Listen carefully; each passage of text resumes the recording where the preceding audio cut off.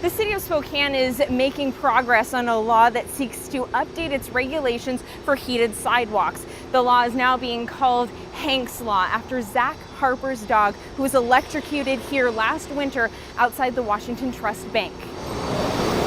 Last February, Zach Harper was walking his dog on this sidewalk outside the bank's parking garage on First Avenue. His dog Hank suddenly appeared to suffer an electric shock. He died minutes later. A report later found that Hank's tragic death was likely caused by a stray voltage from a decades-old sidewalk heating system. It really brought attention to a problem most of us didn't know, is that there are certain sidewalks downtown that have an electrical system that heats the sidewalk.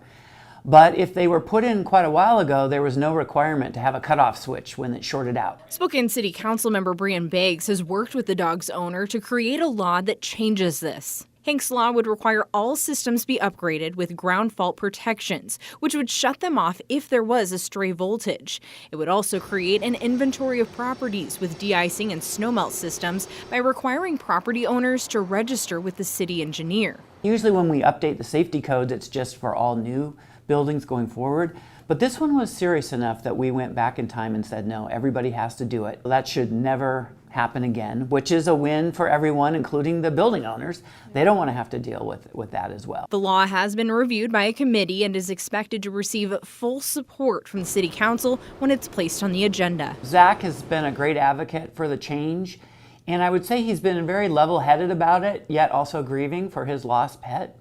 And so he's really been a good partner to work with, and I'm glad that he really brought it to our attention. Amanda Roley, KREM 2 News.